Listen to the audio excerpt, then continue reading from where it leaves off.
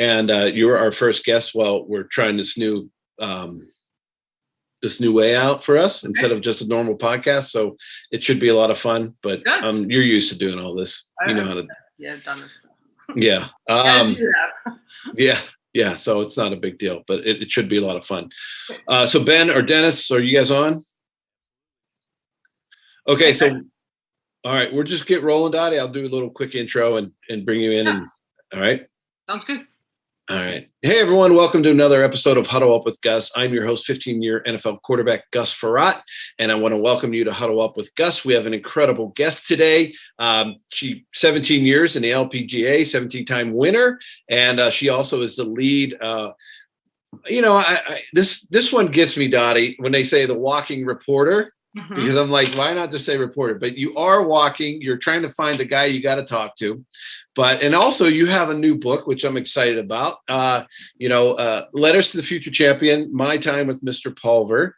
And I love it. I was kind of researching some of it, but it's very interesting. It's about mentorship. So everyone, we got a great guest. Dottie Pepper is here. And Dottie, how are you doing? Thank you. And I'm getting ready to walk a lot because the CBS golf season is about to kick off. So I've been in the gym pretty hard and you're out there getting stories, but you're also just calling the shots from a player's perspective. And I think that's what's the coolest part about my job. So it's like you playing quarterback, you don't have to get beat up. Yeah, but you also have to research all the guys because they're all different. As a layperson would watch golf and say, oh, it's all the same. They all have the same swing, but they really don't. And they hit different shots from different areas. And some of them aren't as good as drawing the ball or fading the ball and all those kind of things. So you have to really research all those players, right? You can do my job. You just named it. You need to know their tendencies. And that's what I look for when I'm doing preparation. I look at their overall stats, but more importantly, stats over the last few starts, stats, how they played that golf course in the past. So it's like looking at another team and just kind of knowing their tendencies, but also going to the range to watch them practice to see if there's a tendency, something that's showing up there, if they were agitated, if they were urgent, just kind of urgency about practice. Yeah. If they had spent more time on normal than hitting shorter, longer putts, whatever those things that from a player's perspective, I can translate to seeing before and during a round. That's what I'm trying to get across to the viewers. Yeah, it makes it, I love it because it puts you right in the middle of the action instead of just the guys in the broadcast booth with a camera trying to explain everything. And I really wish that, like in hockey now where they in the middle of the game, the coach gets asked a question by the reporter right there. And, I would love to be able to take guys and be able to ask them that question, right? Like, when we're on, hole 16 and saying, okay, you got 2 holes left or you got 3 holes left, whatever it is. And how are you feeling right now? And just because I feel like that, golf is really exciting, but like to my wife, she would say it's boring, but for me, it's like exciting. And your wife is not alone and we're the golf geeks. So I get it. Yeah. So I think it's great what you're doing. I think that aspect of changing the game a little bit and reporting has been great. But let's start back to when you were a kid. I'm working with a guy right now. His name's Craig Richardson. And he said he remembers you from he grew up in the Albany area because you were close. And he said, oh, I met her so many times. And I said, well, what do you remember about Dottie? And he said, well, oh dear, mostly golf, always had a golf club in her hand. And then he said that to remind you of Jay Gunning. Gunning. So Jay Gunning played at Shaker High School, and his dad was a PGA professional. He had an older brother also who played at Shaker. They were really, really good players. I mean, the top quality male junior players that came out of this area. I don't think I played on the high school boys team because there wasn't a girls team. Right. I'm pretty sure I didn't beat either one of them. And Jay and I think maybe were the same year. Maybe he was a year older. Yeah. And his mom worked in the pro shop. Our parents were good friends. And one of the funny stories about when Tom Gunning, his dad, started to lose his hair. Now this is a little bit personal, but not too personal. He said, Dad, can I help you blow dry your hair? And he goes, like, it was cruel. That's a bad joke. Yeah. Joke. That would be rough. It My was- grandfather would have not, my dad would not like that. Luckily, my dad had hair. My grandfather did. But you grew up, and obviously your golf was in your blood, but your dad was a former baseball player, right? The SI cover of him as one of the top rookies for 1968 was great. There's Johnny Bench and some other guys on there, and so when he was playing, do you remember that? I mean, I guess you were really young, right? But I do remember being in Toledo, and I remember being at Lucas County Stadium. So it's not where the Mud Hens play downtown now. That it's a phenomenal facility that they have now. But it is really nice. It is at Lucas County. I remember it because I fell, and I had the biggest shiner. And of course, you're reminded it by old family photos. But I do remember falling there. And Dad spent most of his time there, won the minor league World Series with the Mud Hens, but at the same year was called up to play for the Tigers. So it was we spent a lot of time in that area. Yeah, so you have competition in your blood, and I'm wondering, was your dad a big golfer? Is that how you kind of got into the golfing scene? Because from his dad, it wasn't that way, because his dad was a turkey farmer, right? Correct. That's right. So when his dad died, my grandmother, his widower, took up golf. The family turkey farm had closed, and my grandmother was extremely athletic, skied, played golf. I mean, she was probably pushing 5'10", big, strong, second generation immigrant from Germany. And she was solid, and she could do anything. And she played golf, and it was social for her, but it was also athletic and exercise. And my dad, like many retired baseball players, gravitated to golf, not only for exercise, but for the competition of it, and for something that they could, there are a lot of similarities between a good baseball move and a good golf swing. So I had the distinct advantage, very much like Phil Mickelson's. Dad was right-handed, Phil being left. My dad was left-handed, and I was right. So I could watch a very good athletic swing. He was about a 4 handicap at his best. Wow. So no, he could really play. So I had a nice advantage there to learn basics of what translated from baseball to golf, a guy who was really inquisitive about the game. And then when he had taken me as far as he could in golf, that's when Mr. Pulver came into my world. So he was sort of that in between my grandmother ultimately introducing me, him being something we did and something he loved, but then moving me on to someone else. When do you remember that first time of all three of you maybe swinging a golf club together? Oh, it definitely happened. We played at Brookhaven, where Mr. Pulver designed the golf course, and we definitely played together. But I always wanted to beat my grandmother and beat my dad, so the competitiveness was very innate. I love that. And because we all get that from somewhere, right? That competitive, that drive. And I'm sure if your grandma took you skiing all the time, you'd probably be one of the top downhill skiers in the world, right? Instead, she said, let's pick up this club. I did ski a lot, but my parents actually discouraged me from the need for speed thing, because they felt like, I guess they were kind of knowing their kid. Whatever I did, I wanted to do the best at. So I ended up teaching as a junior ski instructor, because I had a pretty good wreck. This early in the winter of 1981 that knocked me out for actually the early part of the golf season. Broke 4 bones in my wrist, and so that was my decision time. Though it turned out that I was either going to be kind of a ski bum, or a golf club was going to be in my hand. So I think I made the right choice. I think you made the right choice. Yeah, you picked the one that you can do and be successful at pretty much your entire life, right? For a lot of years anyway. I'm still so then you get into this, you're playing golf. You're what age were you when Mr. Pulver kind of took over and started working with you? Hands-on at 15. I had reached out to him a year before. I'd known him from kind of being, he and his wife Martha were sort of golf royalty in this area in upstate New York. He founded this PGA section and set up a bunch of course records, and they were royalty. They were involved. They were a big give back. Their kids played golf.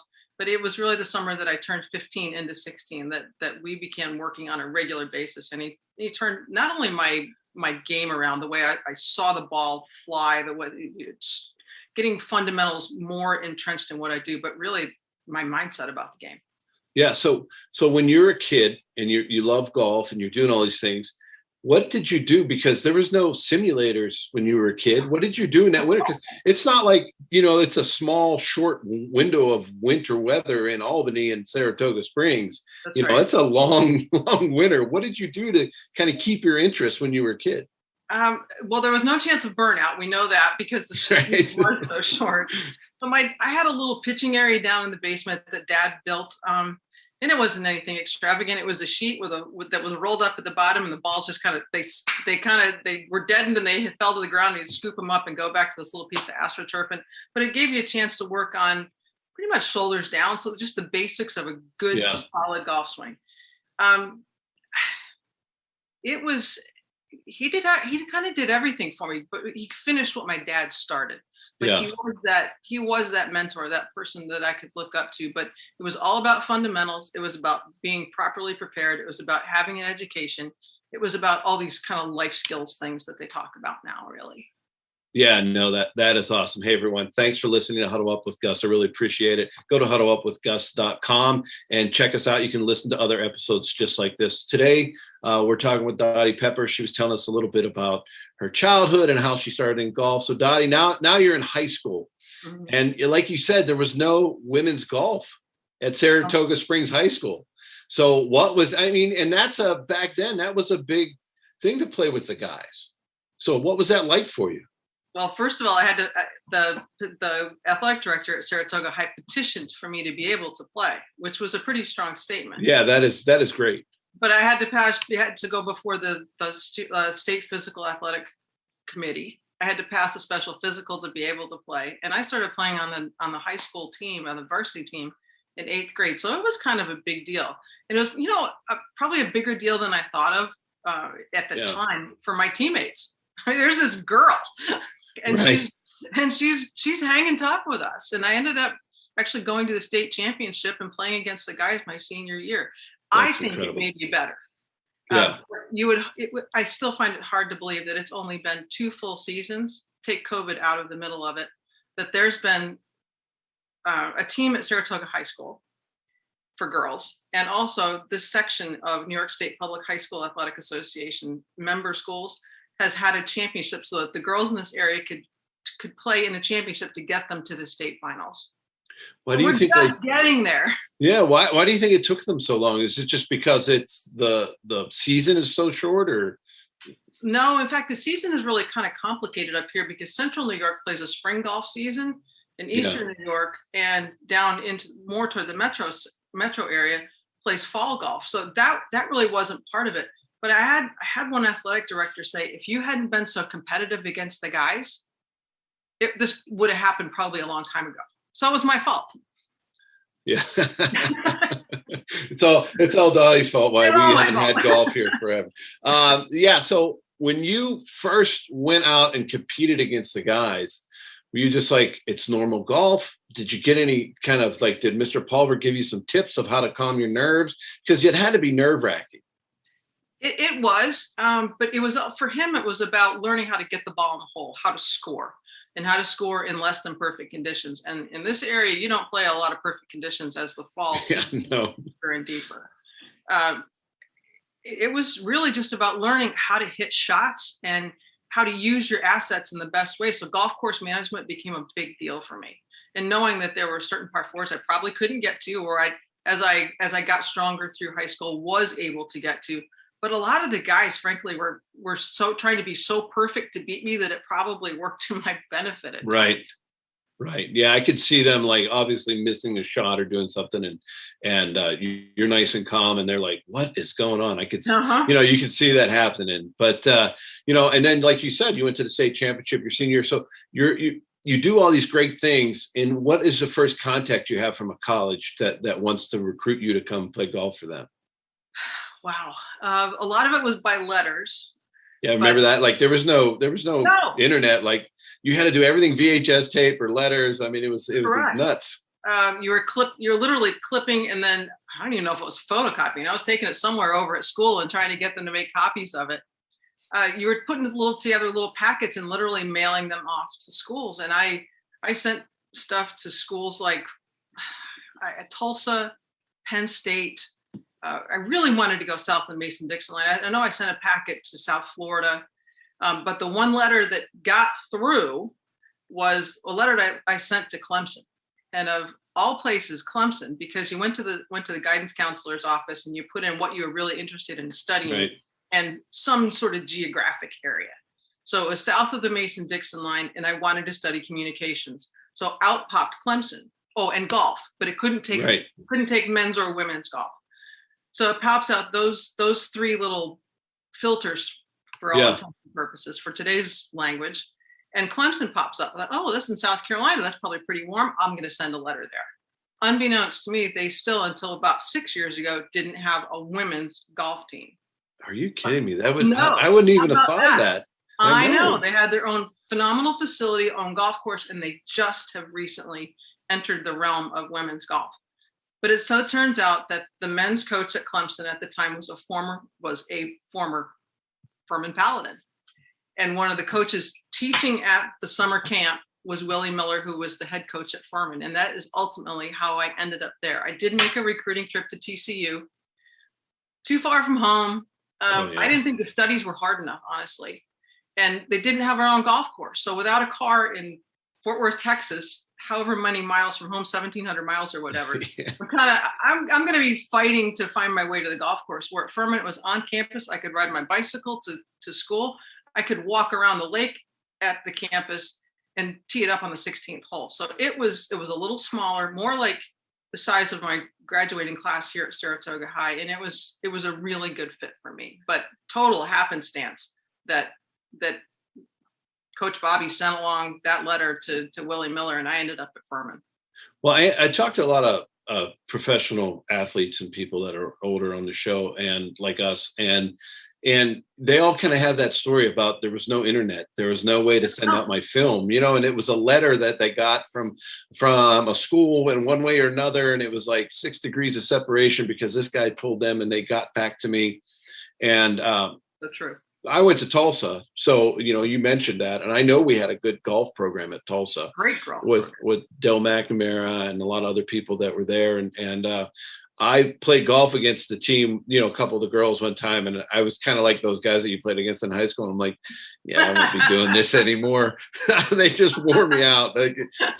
Those girls were good. They were amazing. But yeah, I went 1,000 miles away from home because I grew up in Pittsburgh. And that is a long trip. And there were times that I said, why did I not pick a school that was close to home, or even closer? Even for you, that probably was not so bad. Did your parents come see you quite a bit? Very rarely. My grandparents used to come through every year on their way back from the International Ski Show, because they owned a ski shop in Saratoga Springs. It's still in the family. But they'd make the trip. They'd drive every year, go through. They'd ski on the way out west, and then come back through at the time we were having our spring tournament. So I would see them in the spring, but my parents never showed up to watch a golf tournament because they were both still working until my sophomore year at the NCAA championship. And they still watched me play very little golf. They only saw me win one professional tournament. They were still working. I was that, oops, we're having a baby. So they were still working for a lot of my playing career. Yeah, they had that kind of sense. I could see them. My parents were like that too, right? That they want to work. Like, oh, I got a game Saturday and we're going to play so and so. Well, I got to work that day, right. or I can't miss work. That was just ingrained in their head. My dad was one of 15 kids, so I know that sense of Depression era families, and like all his brothers, all his brothers were in every. They went to the military. They all did those types of things. And I understand that sense of they can't get there. But, it's funny. My dad, once I started playing as my senior year in like 94, he was kind of almost done with his working career, and he would make it to some more things. And it was good to see them. But I understand what you're saying. It's hard. How did you feel when they weren't, when they couldn't make it? We didn't have there was only one of our teammates that really had family around a lot because she grew up in the Carolinas. So to me, it wasn't that odd. But now these families, and I don't know how they do it, but they are chasing their kids all over college schedules. Yeah. They don't miss a tournament. They don't miss a council champion, nothing. They miss nothing. And I thought it was actually pretty normal. So I guess I didn't really think too much about it. I know a couple of times I couldn't get home for Thanksgiving, and that wasn't great just because the money wasn't there. Yeah. And the one we were at Furman, finals were right on the heels of Thanksgiving. So that was pretty hard if we'd missed a lot of school. Yeah. And we're getting ready for that. But I didn't think it was that weird. Yeah, you think because your parents were just how it was. Right now, it's just like, what do they call them? Helicopter parents are everywhere, right? Helicopter parents, lawnmower parents, you name it. They're all over. They're all over. So you're at Furman. You have an incredible career there. What is it like? Because, in the NFL, there's the draft, and we know all that. We don't see that transition for you from college to the majors to the pros, all that like that you went through. What was that like for you? That was trying to decide if I had enough money to get through the season after the NCAA championship ended, which we lost by a shot on graduation day. Oh. That was a tough one. Yeah, I'm sure you have some dreams about that one. Oh yeah, but I did make the putt. But we thought there was no live scoring either. So we thought we tied San Jose State for the championship, and we're going to a playoff, and we ended up we lose by 1. Oh, so again, then versus now.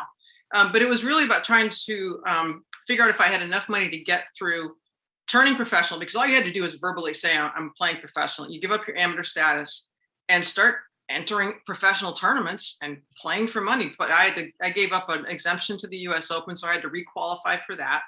And then you need to have enough money in the bank to put the entry fee into the LPGA to try to go to the pre-qualifiers and ultimately to the final qualifying school. Well, if you don't have any money, right, and then you have to put it in for the entry fee, but then it's not like the tournaments are in the same place every time. You also have to pay to travel, right? That's right. So sponsorship became a big thing. What my grandmother on my dad's side, who put a golf club in my hand for the first time, did was for all of her grandchildren, she put a little seed money away for college. And because I'd gotten a full scholarship, I had $30,000 that hadn't been touched. So that's nice. That was my seed money to get started. What would that equal? How many turkeys? That was a lot of turkeys. They raised $25,000 a year, but that was a lot of turkeys. Yeah, that's a lot of turkeys. Oh, that's great. I hadn't thought about that. Yeah, hey everyone, thanks for listening again. I appreciate you coming and joining us on Huddle Up with Gus. Check us out at huddleupwithgus.com. We are listening to Dottie Pepper. She has some amazing stories, and we're going through her life and all of her transitions on how she got to where she is today. That's what we love to do on this show. So Dottie, we were just talking about your entrance into the LPGA, and it has to be very satisfying when you have to struggle. Like you said, you had a little nest egg and you were lucky to have that, but you still have to struggle to get to the next tournament and the next tournament. And that has to be very satisfying when you finally get that major win. It is, because you're essentially, and my dad and I had a discussion about this really early on, and he's like, you are your own CEO, your own CFO, your own PR department, you're your own bank, and you're also your own travel agent. So you really sort of, but you own it. I mean, it's you're all in, it's all you. And I think that's what golf kind of mirrors best, is because there's nobody else hitting that shot. So you might as well just take ownership of it from top to bottom. But to have it culminate in a major championship as the way it did it in '92, in a playoff over a player who would become a World Golf Hall of Fame member, and in a tournament too. Go back to not having a whole lot of money going through the whole process of college and even into professional golf. I was given an exemption into the Dinah Shore as an amateur after being low amateur in the '84 Women's Open, and I had to decline it because I just didn't have the money to get to California. I was in the middle of our golf season at Furman, but I had to decline it. So to come back as a professional, win that twice, set the all-time major scoring record at that time in that tournament, it meant way more than it would just seem like on paper. Oh yeah, I could imagine. And how fast did you have to grow up? Like once you left college, right? There's a certain, like we all have that certain protection of college because you have coaches and you know what I mean? There's a little, and then all of a sudden you go out into the real world and it's you're on your own. Well, your own first canceled flight, lost golf clubs, a hotel reservation that's not there when you get there after midnight. You know, and it's not like you had maps on your phone either to try to figure out where you're going. So you grew up in a hurry. But again, I think you learn yourself, you learn how you respond to pressure, and you take ownership of it. So, I mean, it sounds like you grew up really fast, but did you have somebody that you could call, you know, because we didn't have cell phones then, you had to dial the phone, but when you went through those things, those are emotional parts. Like you have this physical talent that you were, you know, given, and then you seemed like to have the mental down, but there's a lot of emotion that goes in all of this, right? You're by yourself. I got to figure this out. Did you have somebody, like, did you call your dad, Mr. Pulver, who was that person for you that you called to get you through those times? Well, Mr. Pulver passed better than halfway through my college career, so I didn't have that outlet. I did have his two daughters and son, all that I stayed in very close contact with, right? Because they were in the education space, and both. Well, one is his daughter Madeline was in the media space and set me up with private housing in a lot of situations. But as at my first, second, and third years, people she knew in the areas where we were playing golf tournaments. So it was a friendly, safe place to kind of land. Yeah. But it was my dad. I mean, you know, as a professional athlete who didn't, I mean, he made the majors, but he didn't pave the way. It maybe, you know, it came up a little short of certainly where he wanted to have, but there was a wealth of experience to always pull on. And I mean, we had some pretty frank conversations, and, you know, sometimes it was the weepy daughter, but a lot of times it was, come on, you can do this. And I know you can do it. And yeah, you're right. I can do this. Yeah. Did he have a saying or anything that he always told you that like, you know how like dads always have this one thing they always tell you, and it's just kind of how they end things. Every time he caddied for me, we'd get to the last hole and he goes, you know what time it is? I said, yeah, Dad, it's showtime. That was his thing. That's awesome. That was his thing. It was like, showtime. You finish strong. You always finish strong. Yeah, I love that. I love that. So now, okay, you're in the professional. Mm-hmm. How does that work to get a caddy?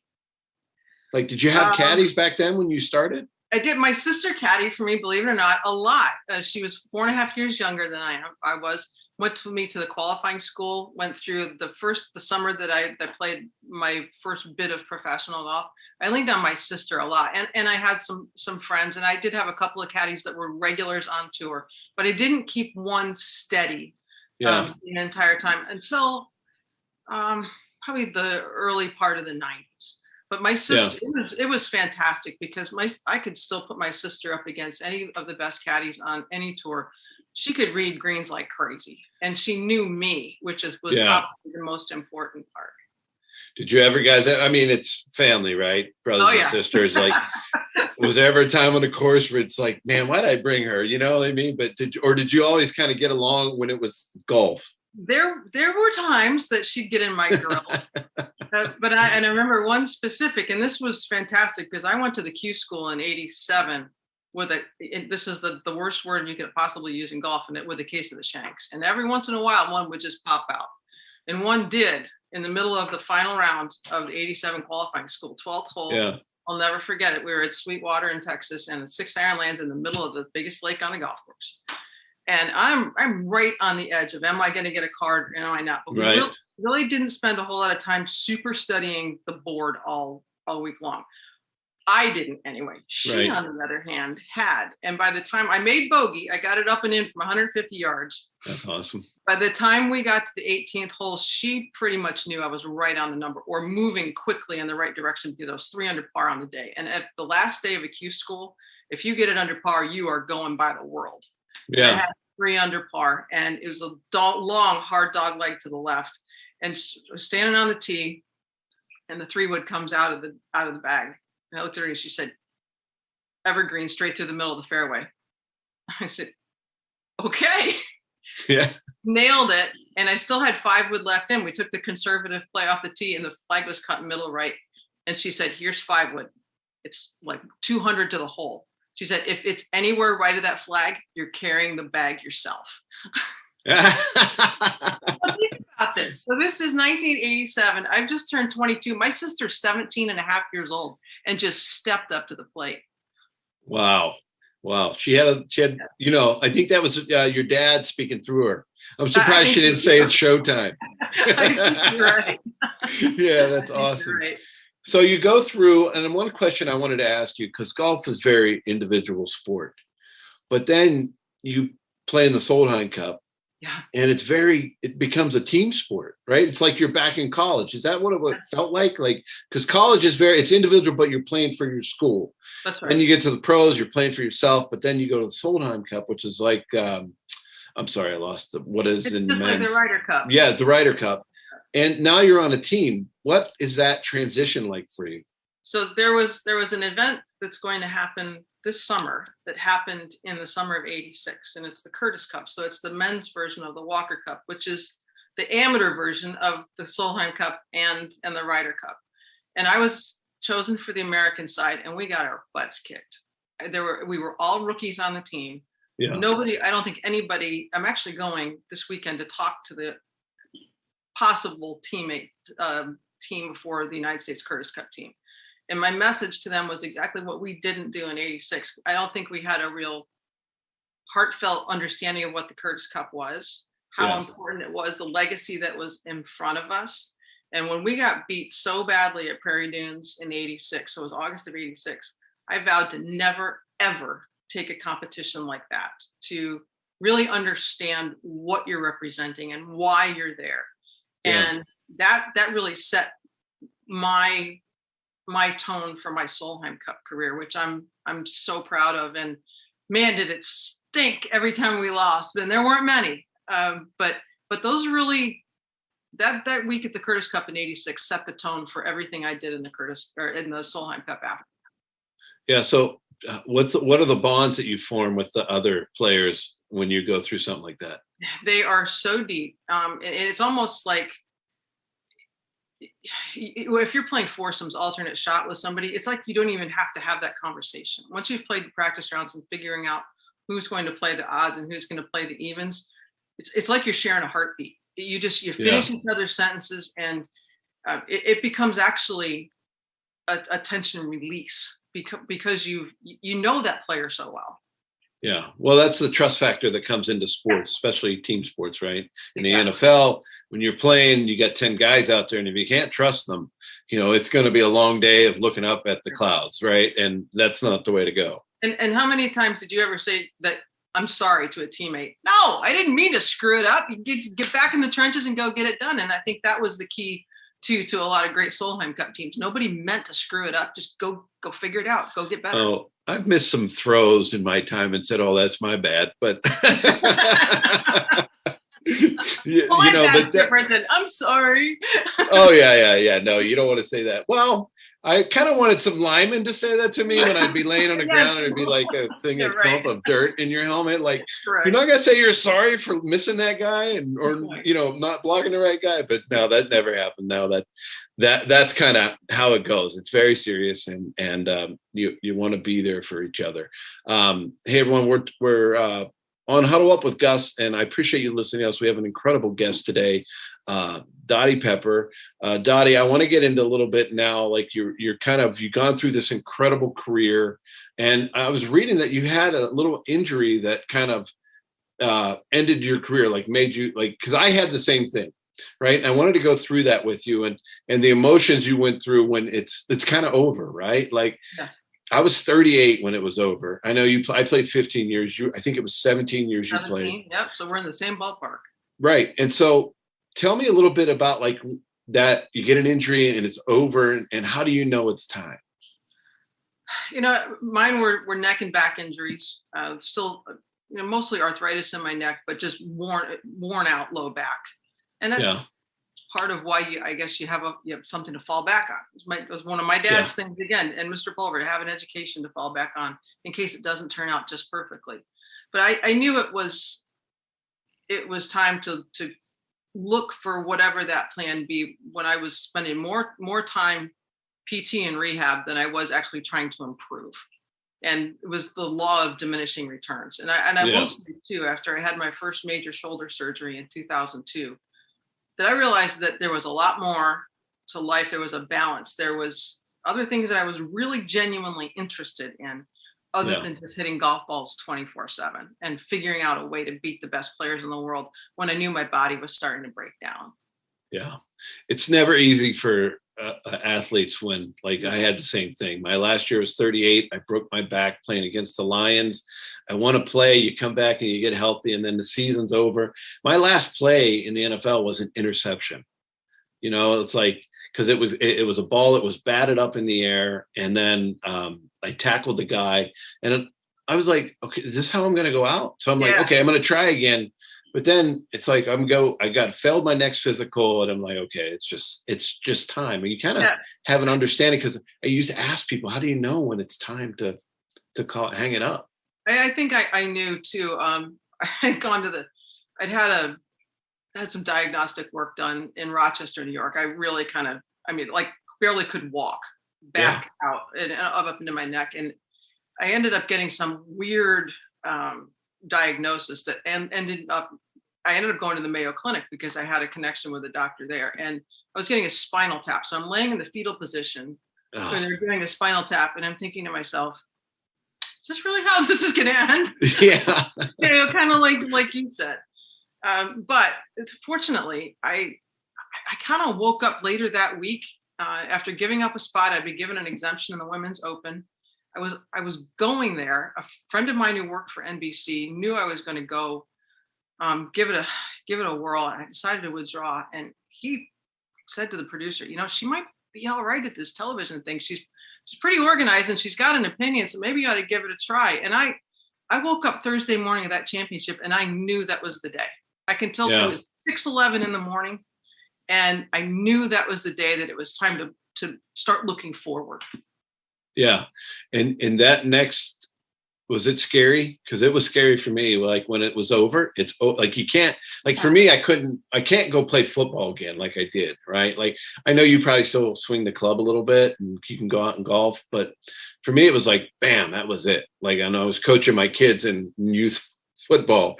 And so that was awesome that you had that transition into something else. Was it quick for you to move on to broadcasting or to talk? I'm not sure that transition for you, what part you did, but was it quick for you, or did it take a little time? It was both. It was quick because I did do all right with that first chance, the first big network chance. But I would say I wouldn't say I was on any fast track. I mean, I did go do a lot of cable golf for Golf Channel, whether it was studio, doing some writing for SI. I did live golf. Studio that was on site, studio in Orlando. I did a lot of it, and I wouldn't say it was easy, but I had an opportunity to get a lot of reps. What I really wanted to do was this is crazy. I was looking at designing, and I still don't think it exists, the best rain suit possible. We're getting better at it. I always just thought it would, I loved to play in bad weather, but there was always something not quite right about a rain suit. So that was kind of in the back of my mind. I'm going to design a great rain suit. I'm going to find partners. I'm going to put this thing in a production, make it a United States-based company, and blah, blah, blah. Well, then television kind of got in the way, and it got in the way in sort of a big way. So there's the rain suit that I still wear. I still have gripes about. You still have a chance to be on Shark Tank. I do. You're right. Good point. We're going to see you on Shark Tank selling this like incredible rain suit to Mark Cuban. Exactly. I know. Superhuman rain suit. Right. I love it. And so then you've gone through, like you said, you had, what I was seeing when I was looking at your career in broadcasting, that you've gone through like Golf Channel, NBC, CBS, you jumped around to different places. But I mean, because you're so knowledgeable, everybody wants you. And like they said, they don't call you Hot Pepper for nothing. You got an opinion. I came along early in the Golf Channel world. So that was, and they had a lot of LPGA golf, so that fit well. But Tommy Roy at NBC really spent a lot of time developing me as a broadcaster and doing broadcasting. But I also got to, in 2009, up to a point where it was getting out of hand. There was so much golf that NBC had between the LPGA, USGA, and the PGA Tour that I was basically coming home to a sick, broken down puppy and had no life. So I was constantly, at one point, in this, let's see, it was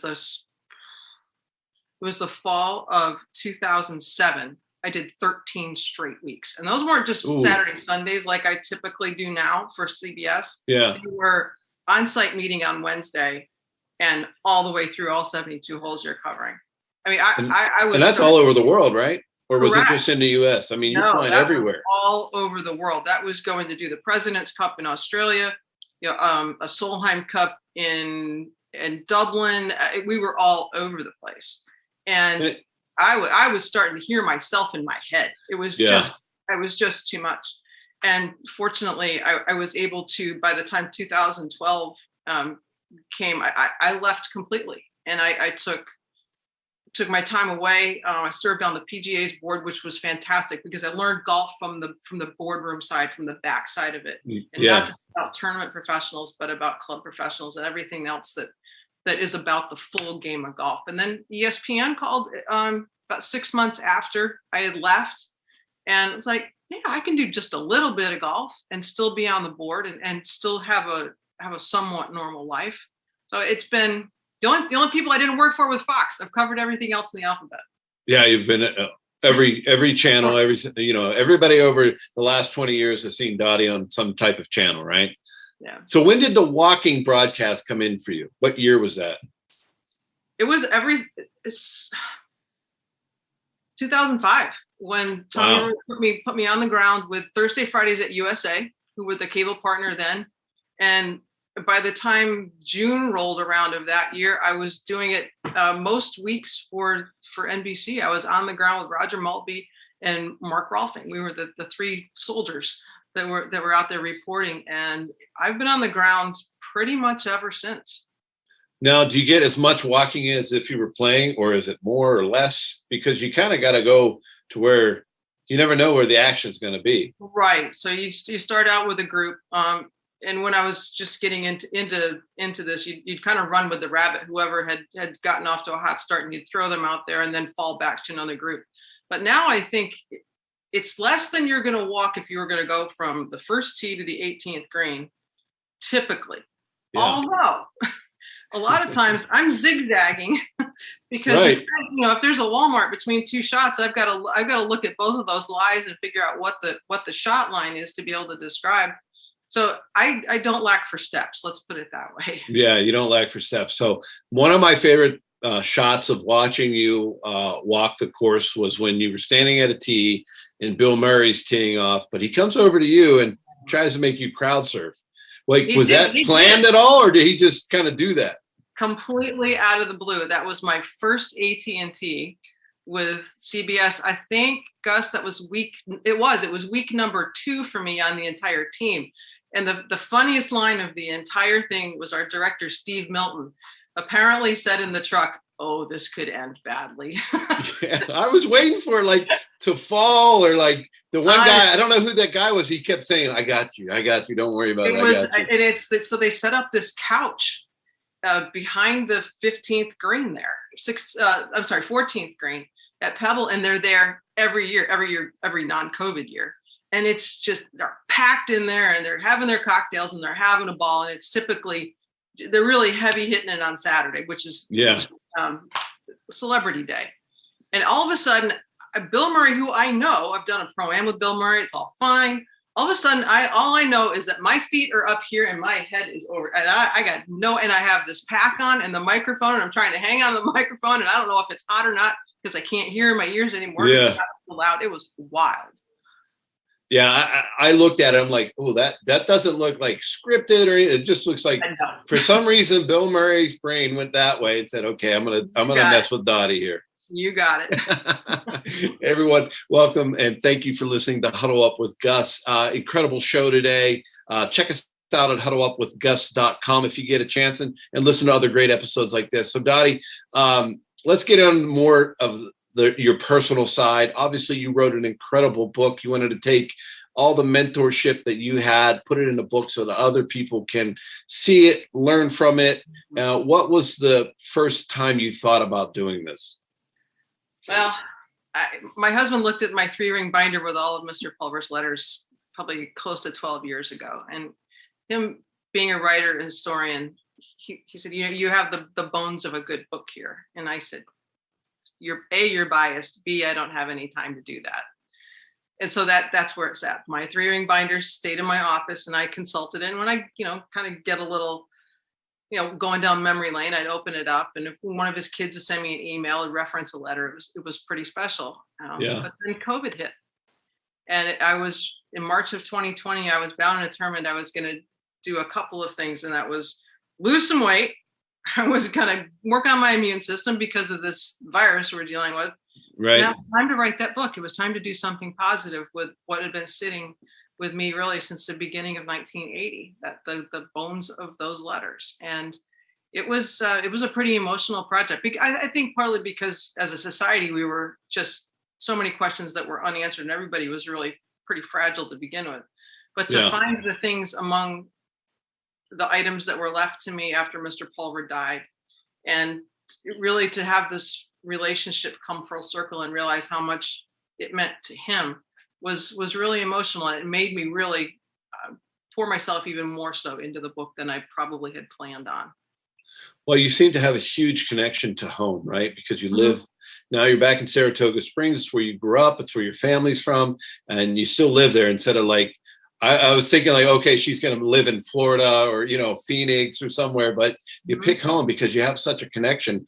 Was like all of that family, Mr. Pulver, all that a huge reason why you kind of chose Saratoga Springs? It really was a sense of place for me. I had been in Florida.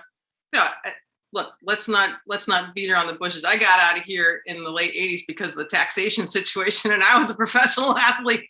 Right. I'm not going to play a whole lot of golf effectively living up here during the winter. So there were a few things. But I spent essentially 20 years living behind in a gated community, and I missed the 4 seasons. I missed having normal contact with people on a regular basis, being able to walk my dog in a town, in a city, to know the postmaster, that sort of thing I missed. And I was so glad that I moved back. So I came back home pretty much New Year's Day of 2009. So I've been back for a while. Yeah, that's awesome. Well, I read that you're an avid gardener. It's one of the things you like to do when you go on trips is to see other, I like, we have the Phipps Conservatory here in Pittsburgh. Yes, right. And you go in there and you're like, I could never do any of this. Like they got like 400 people working on this. Like everything is perfect. My plants, by time July hits, they're like wilted and falling over. That's right. And also I read that you're a huge dog lover. I'm a huge dog lover, but the gardens are my outlet. And most of the time that I played on tour, I had at least one dog traveling with me. So that was my normalcy. I knew where just about every park was on tour, and I had either my black Chow Chow Furman, where I went to school, or my little Shih Tzu Bichon mix JP, and she was a road warrior too, from like probably 3 weeks after I got her. So that was my outlet. That was my normal. It's really kind of where I learned how to cook, because I didn't want to leave them home after being on the in a hotel room in a Residence Inn or something like that all day long. They were my sanity. So I wasn't so tuned into just golf, and that's continued here. We now have. Oh yeah, we've had dogs. I have 3. Yeah. We lost 3 during COVID, and then now we've rescued 2, and we got a little pocket pit bull. She's like the cutest little thing ever. Awesome. But we have, my daughter's a vet, so it's like we've had dogs forever. And it's just something. And you were talking about, one time I saw an article that you said, like in England, like it's normal for dogs to be on the course. Very. That would be incredible. It would be, if we could come up with some, I don't know. I think there needs to be some sort of, I don't know, some kind of guidelines, I guess, that, and what the expectation is, that, they're not in bunkers, they're not on the greens, they're not stealing golf balls, but they have this wonderful space. And I do believe, after being in the UK for so many times and seeing this happen live, it makes golf better. It makes people more social. It's great exercise for everybody. Yeah. I would say, like, you're nervous about a shot or whatever, and then all of a sudden, like, there's a dog there. Like my wife's working on therapy with dogs and people because she's a therapist. And it would just, it just takes that everything away because they don't care. No question. They're not judging you. They're not doing anything. No, right? Think about the old course at St. Andrews on Sundays when there's not a championship there. It's golf. It's a golf course that becomes a park, and there's dogs everywhere and picnic baskets, and it's an organized free for all. And it's so normal to see a bowl for dog water on a golf course over there, and that's awesome. That they're just, they're well behaved, but they add to the culture. Well, I live close to Oakmont Country Club. I don't think we're ever going to see that there. You know what it reminds? You know what it reminds me of is like the country clubs here, and like it's like so like what you were describing why you left Florida. You know what I mean? Like it's all gated and it's behind, and it's like, and all of a sudden you go home to this different thing. That's what it sounds like to me between the U.S. and England with dogs and that whole idea of it all, right? They're part of the game, part of the culture. Yeah. No, that is awesome. And then last couple things I wanted to say is I read that you were a history buff. Is that because of your husband, or is that just something that you always loved?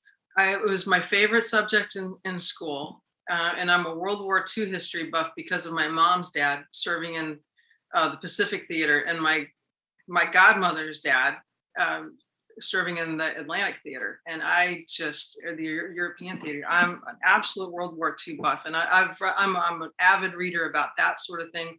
Made a couple of trips to Normandy, and I am just in such a happy place when I'm over there, just chasing history and learning more and more about it. Not just over there on the coastline, but I've also gone to the southern part of England and learned how, some of the launch beaches and the areas that were so impacted by the Blitzkrieg, and walking through London and just imagining what was happening there. It's insane. In 41, 42 is just, it blows you away. It really, well, my wife's grandfather, Russell, my daughter was like, I think she was like 10 years old. She interviewed all the grandparents because we got it. She wanted to do it on tape for a school project, which is awesome that we have that now. Absolutely. And she asked them about his deployment and everything they had. He was in the Navy. He was in Pearl Harbor, which was, and he got choked up. It was hard for him to talk about it. And it was pretty interesting, what he went through. I mean, he's seen a lot in that time. He was in Pearl Harbor. That happened pretty quick, but it was intense. And so what would be your favorite movie? There's so many movies about World War II, but which one do you feel like is the one that says, because you've studied it, that this is close? I'm a big fan of The Longest Day. I am. I know part of it's old John Wayne, and there's, you can go through basically the Hollywood boardwalk and see all of these great actors that have come through there. But to me, that really it got gritty, and the things that they talked about that were happening, the boys on those boats waiting and day after day before they finally did launch. And granted, it's a movie, it's Hollywood, but when you imagine that and then you go to the place, it smacks you upside the head. Wow, you understand why so many of them didn't want to talk about it a lot, because it was so ugly and there was such bloodshed. And going to the American cemetery, it's the most beautiful place, but the saddest place on earth, I think. Yeah, I can't imagine. Well, you have an amazing life, amazing career. You've gone through so many transitions in your life, and it's just really a pleasure to talk with you and have you share some of your stories. And I can't wait to watch you this whole golf season coming up. And now that I get to finally meet you, it's going to be even better to watch you out on the course. Well, thank you so much for having me. And I'm thrilled to be able to share. These are some of the stories and questions that people don't normally ask. You normally get the start of your game and on, but this was really in depth, and I appreciate it. Well, I like to do it a little differently than everybody else, because it seems like, as athletes, we get the same thing. It's our career, it's our career, it's our career. And we're all so much more than that. And so tell all of our fans how they can find you, if they want to follow you or what you're doing, and Sure. Where they're going to watch you this year. Yeah, so I'll be on every CBS sports golf event we have. I'm there. I'll do a couple of LPGA events that will have final rounds on CBS as well. I'm on Instagram as Dottie_Pepper. Dottie Pepper is a page, is my athletes page on Facebook, and also on Twitter as well. It's Dottie_Pepper, and my website is DottiePepper.net. And last thing, does any golfer call you Hot Pepper? No. I thought that name would stick. That's like the perfect. It didn't. Everybody at CBS, I'm either Dottie P or I'm DP. I love it. Yeah, everybody has nicknames and they just keep growing all the time. Absolutely. Yeah. So, hey, it was great meeting you. Thank you so much for joining us on Huddle Up with Gus. I really enjoyed it. Thank you. All right, everyone. That's another episode of Huddle Up with Gus. Thanks for joining us today. And I hope you enjoyed this episode with Dottie Pepper. Go check her out. Like she said, you're going to be able to see her on all CBS golf events this year. So go to huddleupwithgus.com if you want to listen to more episodes like this, and join us next week. All right. Thanks, everyone, and have a good week. All right. Thanks, Dottie. Appreciate it. That time flew. That was awesome. Yeah, no, thanks for being patient with me, and hopefully everything was up to up to par with you. Look at that. That's right. No, and I hope your new format works out well. It seems like you guys, the timing was good. Yeah, no, we're trying it. We've gone through everything from like Facebook started a new little super events where fans come on. We tried that, didn't work out so great, but I just like doing it from the standpoint of interviewing great people like you. And this was really fun. And it's funny how like as professionals, we all go through these incredible things, and everything reaches back to like our parents and sports or somebody that you have when you're a kid. It's amazing. Yeah. There's a rock somewhere. Yeah, exactly. I love that saying. So thank you again for joining us. Have a great night. I enjoyed it. And Terry, thank you for getting all over this. You're welcome. And I'll send you a link if you want to put it out on your social. I'll hit it all over. You bet. And Terry's a big golfer too. So just so you know, cool. What's your handicap, Terry? Jim Nance. Aha! How about our Jim Nance? Hello, friends. Do you not love him or what? Oh, and I wanted to ask you one last thing. I saw that you a lot of your broadcasting, you love Vern Lundquist. He's amazing. He was amazing. Yeah. He's been really a mentor for me from a broadcast standpoint. And he's such a kind soul and has so many great stories and just things you can learn from how he treats people. He's amazing. Yeah, I love that. I saw that and I forgot to ask you about it, but I wanted to make sure that I said that's incredible. That's a special guy. You have an inspiring story, and I want everybody to, we're going to push your book out there, and hopefully everybody can read it and get a little inspiration from it after this rough couple years. Well, thank you. Thanks. All right. Take care, Dottie. If you think of it, send me your address and I'll drop you a hard copy of it. Oh, okay. Well, thank you. Yes, please do. All right. Thank you very much. Have a great night. Thanks. You too. Okay. Bye. Bye, Terry. Bye-bye.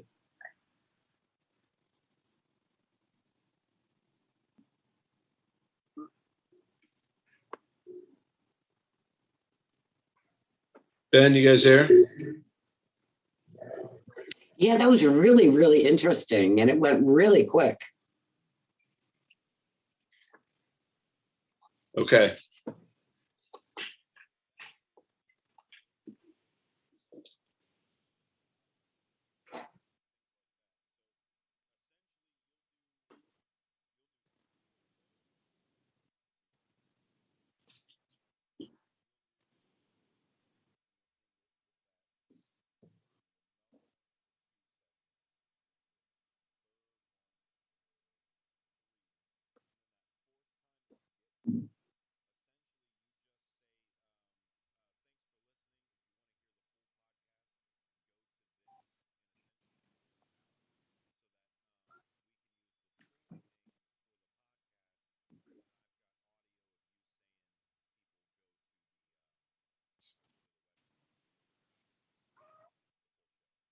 Yeah.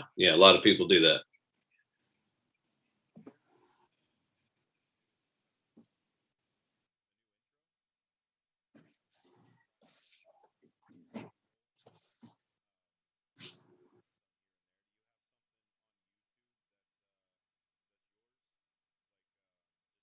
I can send you something.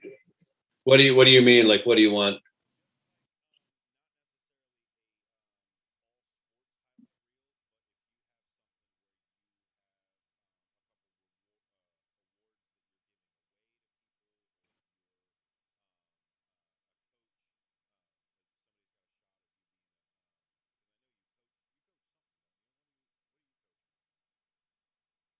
Nothing right now, but I mean, I did coach football back in the day. So yeah.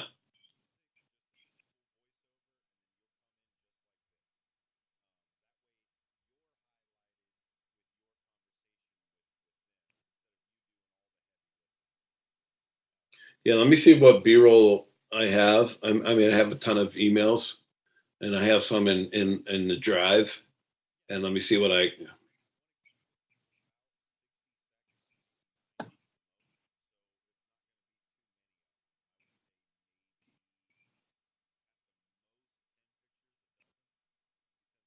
Well, I'll just share some stuff with you, and I have some other things.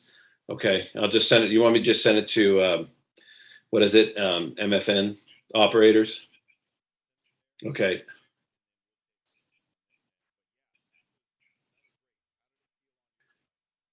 No, it was fine. I like it better of just kind of keep going instead of like, hey, we'll be right back.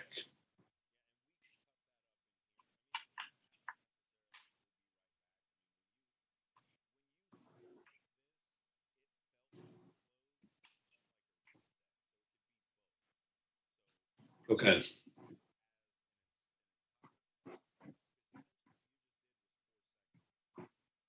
Yeah.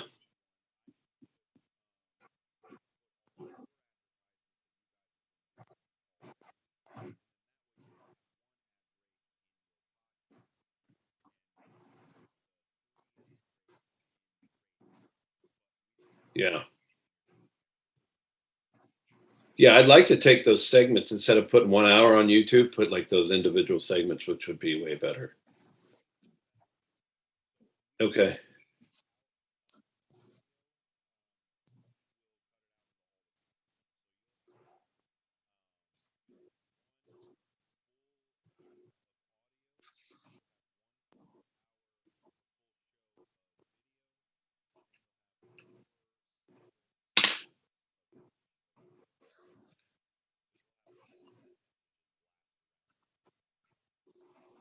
Yeah. All right. That sounds good. So do you want to get back on at some point and do those small like intros, outros, and in between? Oh, okay.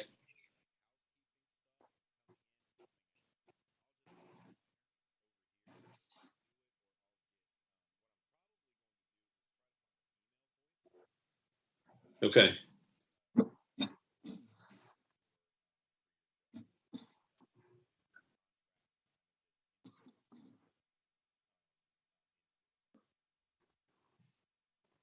All right. Sounds good. Uh,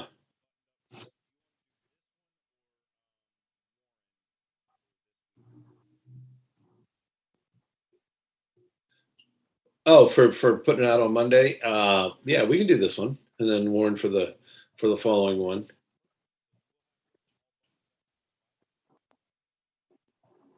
Okay, that'd be great. Because then do you have? Are you? Do you still have our drive info or not? I don't know. I'll reconnect you to the drive info because you can just put it in that, and that way we don't have to worry about. And then I can put it onto Sounder from there, and and then you don't have to worry about it being too big to email or whatever.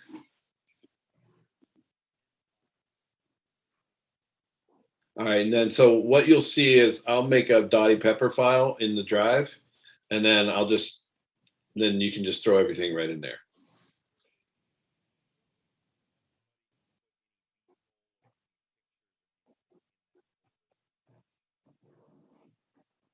Okay.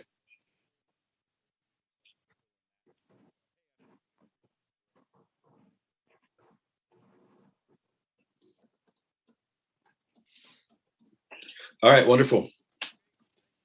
Wait. All right. Thank you. Yeah, if anything Dennis, comes up, Dennis. just text me or call me. Dennis, I have a question. Can you put at the bottom scrolling? You can also listen to us wherever you get your streaming apps, because I don't think Gus mentioned Apple and Spotify and all that. So can we have that?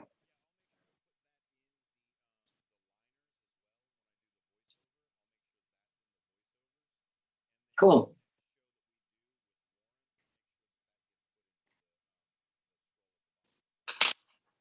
Thank you so much. All right. Everyone have a great night.